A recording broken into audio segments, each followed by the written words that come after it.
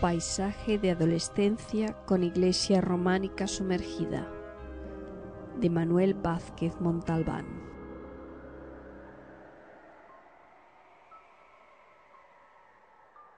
Porque llevaba unas gafas gruesas como culos de botella y le sudaba la alta frente porosa, siempre perlada, incluso bajo los diezmados cabellos grises, como también perlado el morro azulado y desnudo, sudadas como con guantes de sudor las manos. Consideramos que el señor Pera sería ave de paso en la academia, a poco que Corbin, Roch y Casablanca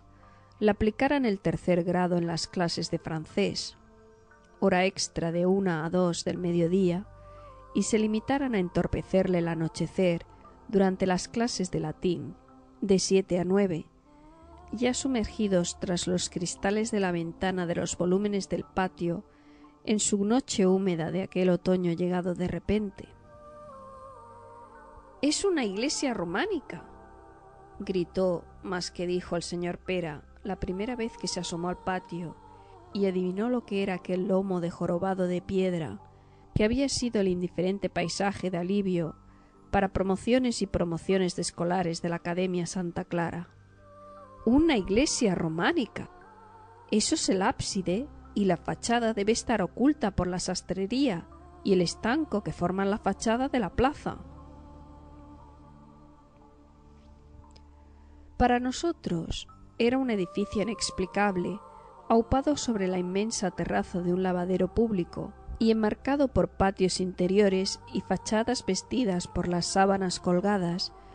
y una oxidación gris elaborada a medias por el tiempo y las miradas húmedas de los vecinos,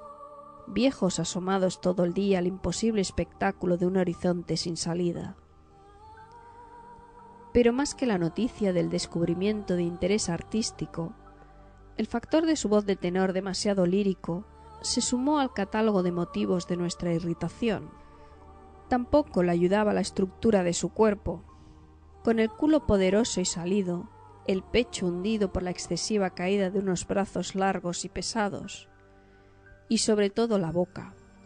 aquella boca de labios cárnicos, como una herida convertida en flor carnal y malva, entreabierta siempre al lujo de 2 dientes de oro verde, única riqueza presentida en aquel corpachón cansado y cubierto por un traje de pana, en algunas zonas raídas hasta la transparencia. En todo era un contrasentido comparado con don Raúl. El moro, director de la academia y profesor de matemáticas, historia, gramática, ciencias cosmológicas y formación del espíritu nacional, para los 4 únicos cursos de bachillerato que la academia impartía en una sola aula, afanada en llenar el barrio de adolescentes aspirantes a envejecer, empleados en la sucursal de la caja de ahorros de la calle del Hospital. Atlético, excombatiente del bando ganador de la guerra civil, el moro jamás habría exclamado de aquella manera: «¡Es una iglesia románica!». Ni siquiera tal vez se habría asomado jamás a la ventana, buitre acechante de cuanto hacíamos, sin otra debilidad que descolgar su mano derecha hacia el abismo abierto de la pechera de doña Rosario, veterana maestra de párvulos, dotada de senos culares que traían como un sumidero el brazo del director, en cuanto llegaban las favorables penumbras de mal iluminadas tardes de invierno. La mano del moro desaparecía en el escote de la vieja, como en un parsimonioso ejercicio de automutilación, hasta quedar el brazo como un muñón de manco, un muñón más en aquel retablo de cojos, mancos, ciegos que llenaban las clases de canciones tristes y limosnas. Las bofetadas del moro eran el lenguaje del poder, y en cambio el señor Pera creía que adaptando su voz lírica al lenguaje de la persuasión, conseguiría que aprendiéramos el ablativo absoluto o un fragmento de la infancia de Diderot, parábola al servicio de su teoría sobre la bondad del hombre, fundamentada en un ideal de modestia. pero cuando Corbin le hubo enganchado varias veces un chicle en las posaderas del pantalón, Roch le entintara la espalda y la pechera con pedazos de tiza empapados en los tinteros de plomo de aquellos pupitres de maderas a la vez pesadas y podridas, y Casablancas, desde su corpulencia, consiguiera hacerle caer por la escalera con el pretexto de agarrarse a él en una repentina pérdida de equilibrio, el señor Pera, en lugar de denunciarles al director, les invitó a una partida en el recién inaugurado futbolín de la esquina y propuso una excursión a una montaña sagrada catalana, sagrada por la presencia de una virgen, pero también, al decir del señor Pera, porque en ella habitaba el espíritu indestructible de los patriotas catalanes. Y durante la excursión el señor Pera nos cantó una canción que algunos sabían prohibida, y ya en la cumbre se echó a llorar, recitando unos versos sobre el pasado de Cataluña y su pueblo. Pueblo sin suerte, decían los versos, que a él le hacían llorar, y a nosotros temer que el señor Pera nos hiciera salir del pozo de desmemoria y terror en el que nuestros padres nos habían escondido, para que no viviéramos lo que ellos habían vivido por culpa de la política. Mas si nos enseñaba canciones y nos invitaba a formar un cuadro escénico para representar su obra inédita, un digne fill de Tarrasa, necesariamente traducida al castellano como un digno hijo de Tarrasa, a cambio nosotros le ofrecimos el secreto de nuestro pobre equipo de hockey sin patines, jugando sobre los suelos de palacios destruidos en la montaña de Montjuic, con los límites marcados por las erosiones y las hileras de tenaces jaramagos.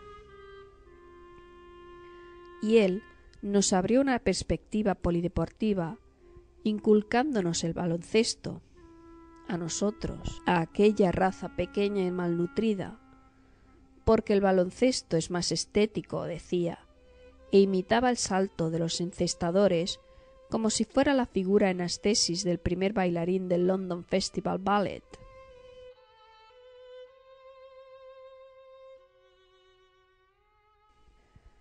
No se pierde el tiempo estando con los jóvenes, respondía a la sorpresa del moro, por el mucho tiempo que nos dedicaba. E incluso el moro interrogó a Corbin, en otro tiempo su confidente predilecto,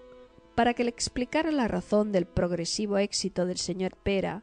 sobre aquella banda de enanos desagradecidos y montaraces.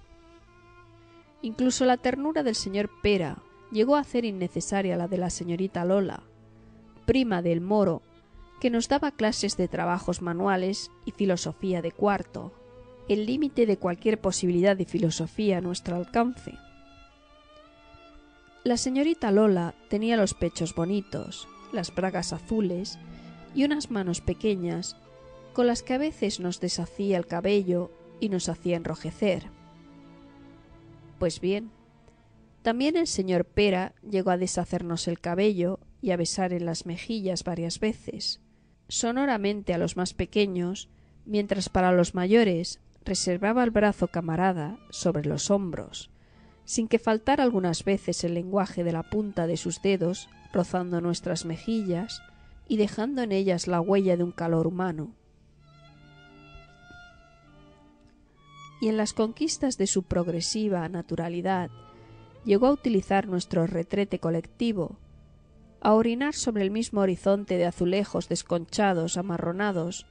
por más de 20 arqueologías de orines, envueltos en los mismos efluvios de azúcares conservados como en una película de grasa ya indestructible, salpicaduras de infierno contra la que nada podía ni el zotal ni la poca lejía que el presupuesto del colegio destinaba a la higiene de aquel colectivo sur de nuestro cuerpo colectivo.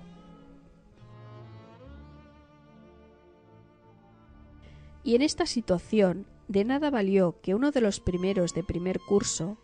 le insinuara a Corbin que el señor Pera le había tocado la sardinita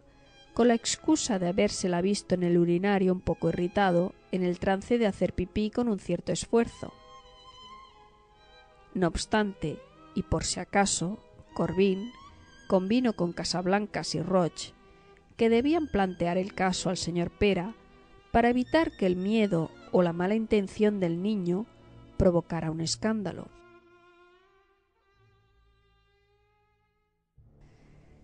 El señor Pera sudó y lloró sin decir nada, ni dejar que los demás le consolaran, ganados por la sinceridad de su muda sensación de impotencia. Fue Roch quien más conmovido quedó, lloroso su corpachón invencible en 100 batallas de lucha libre en escaleras, y tanta fue su emoción que los otros dejaron al señor Pera consolándole y se marcharon como cubiertos por una pesada mancha de injusticia y sospecha. Ya en la calle se dio cuenta Casablancas de que había olvidado la cartera y volvió corriendo a la clase. Abrió la puerta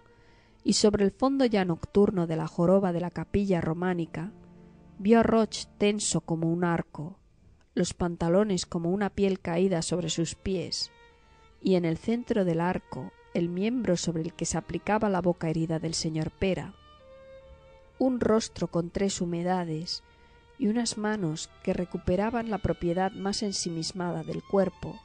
fueron las últimas imágenes que Casablancas, antes de cerrar la puerta y retirarse con la sensación de llevar el pecho partido por una cuchilla absoluta. Y a este dolor del corazón se le sumó la angustia del señor Pera, corriendo tras él, reclamándole, pidiéndole que detuviera aquella carrera que les llevaba al desastre. Estuvo a punto el profesor de conseguir retener al fugitivo por una mano, pero se revolvió airada la presa y dio un puñetazo ciego y cruel sobre las gafas, convirtiéndolas en una mirada rota. Y al llegar a la calle y a su compañero, llevaba encima a Casablanca calores de violencia y fríos de asco, hasta que vomitó la merienda y lo que había visto.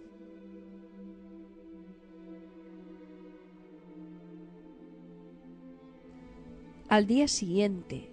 la confidencia de Casablancas y Corbín levantó los tejados de la vida privada de 2 docenas de adolescentes, y el hasta entonces secreto inventario de contactos furtivos del señor Pera se paseó por los pupitres, se ultimó a la hora del recreo, entre iras y cuchufletas a costa del ídolo caído. En cuanto a Roch, eran demasiado poderosos sus puños, pero aquel día se escondió en un rincón del pasillo con el desdén muerto de miedo.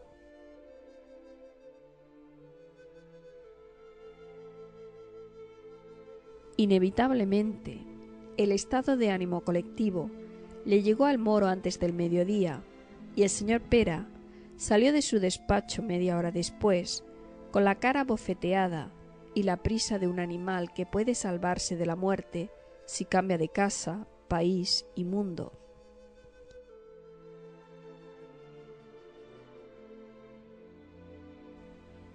El moro nos reunió antes de la salida y nos arengó sobre los valores viriles y la necesidad de que un hombre fuera un hombre ante todo, valores viriles que necesitaban del respeto a lo que no podía hacerse y de prevención ante las tentaciones de los vampiros que chupaban la pureza y la entereza. Parecido discurso nos hizo 2 semanas después,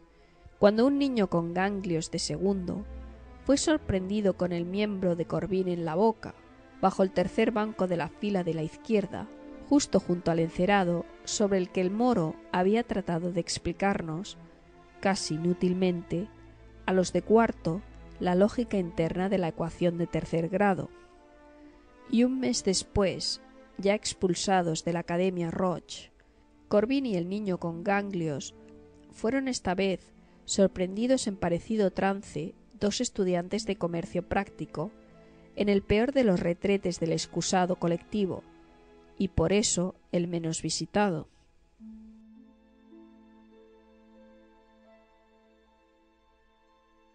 Consideró el moro que eran insuficientes sus arengas ante la epidemia y de común acuerdo con el párroco nos sometió a unos ejercicios espirituales entre las tinieblas de la capilla del Santísimo de la iglesia del barrio, ejercicios espirituales monográficos sobre la fortaleza de Cristo y en Cristo ganada desde la pureza.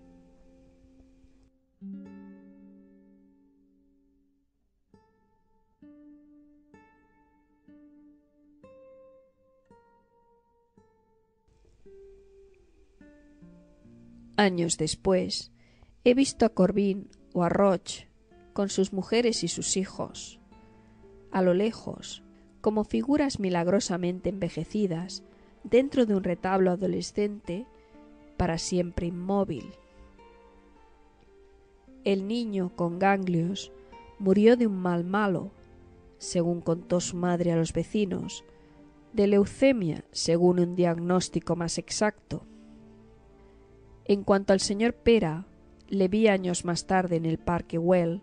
al frente de una turba de niños de enseñanza primaria. O llevaba el mismo traje o la misma vejez en el traje. Palpaba la distancia con unos ojos miopes, sonreía con su boca de flor del mal, y con una mano llevaba y al mismo tiempo acariciaba la de un niño pequeñito y lívido, al que seguían todos los demás, con gesticulaciones entre la locura y la tristeza.